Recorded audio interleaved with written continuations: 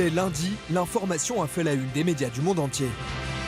Tensions are flaring in France's Calais migrant camp as authorities get ready to demolish it. Mit einem massiven Polizeiaufgebot hat die französische Regierung damit begonnen, das als Dschungel bekannt gewordene Flüchtlingslager bei Calais zu räumen. Today, authorities there clearing the notorious migrant camp in the Channel port of Calais.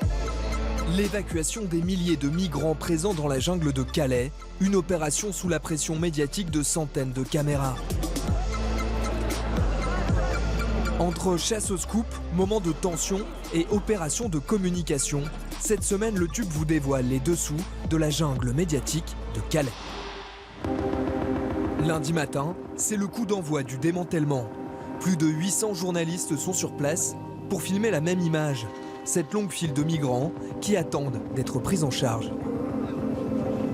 Ce matin-là, de l'autre côté de la Manche, les Anglais découvrent à la une du Daily Mail un tabloïd tiré à plus d'1 500 000 exemplaires, un titre et une photo qui font peur, le chaos. Une photo prise la veille au soir par ce photographe de l'agence France Presse. La photo, vous l'avez prise à quel endroit? À une cinquantaine de mètres.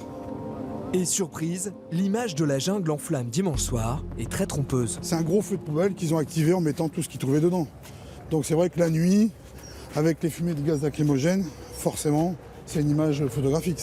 On a l'impression que la jungle est à feu et à sang, la jungle est en flammes. C'est qu'une impression, c'est un gros feu de poubelle. Mais c'est vrai que le titre est un peu abusif, quoi. Il faut remettre toutes les choses dans leur place, quoi. C'est pas le chaos, il faut relativiser, c'est pas Alep. T'es une vendeuse qui n'apaise pas les tensions entre les journalistes et certains migrants. Comme nous allons le constater à quelques mètres de là.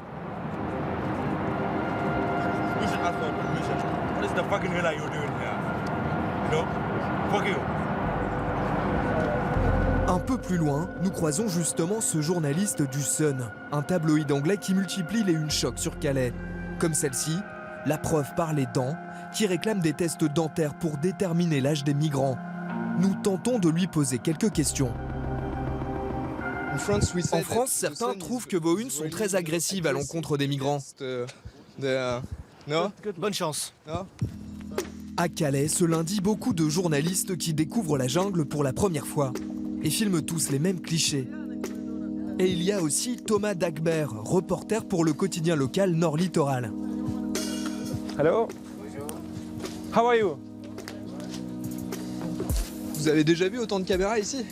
Non, jamais. Jamais. Lui est un habitué des lieux.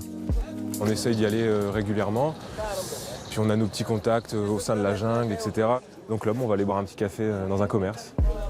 Ces méthodes sont bien différentes de celles des journalistes anglais. Hello? Is it a problem if you have a camera? Nous quittons le reporter local à la pêche aux infos dans l'un des derniers commerces de la jungle, encore debout. Et retrouvons le lendemain matin Mélissa Bell, en duplex, sur CNN International. Well, I'm going to show you, Rosemary. The sun has just risen over the jungle. We're really in the En heart dehors of du it cadre right de la now. caméra, 2 gardes du corps veillent discrètement sur la sécurité de l'équipe de tournage. Ça nous permet en tout cas de venir le soir, de faire notre travail tranquillement, de ne pas avoir à réfléchir à notre sécurité. C'est toujours ça de moins auquel il faut penser soi-même.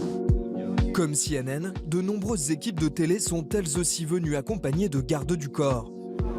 Mais pour filmer le départ des bus de migrants ou l'intérieur du centre d'accueil, c'est cette chargée de communication de la préfecture qui encadre les journalistes. Suivez le guide. Enfin, vous allez voir tout, vous allez sans doute voir un départ de bus. Donc il n'y a pas de souci, si vous voulez prendre des clichés à l'intérieur du bus pendant que les gens grimpent dedans, etc., il n'y a pas de problème.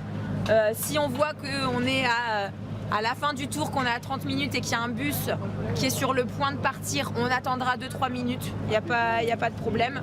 C'est combien de temps le tour? 30 minutes. C'est parfait. Prendre la foule qu'il y a là-bas, ça légalement, nous, ça ne nous pose pas de soucis, juste rien qui puisse faire en sorte qu'il soit vraiment reconnaissable et cadré. L'image que veut surtout montrer le gouvernement, c'est celle-ci. Celui-là va partir plus tôt. Si vous voulez un car qui part, celui-là partira plus tôt. Les migrants qui montent dans le bus.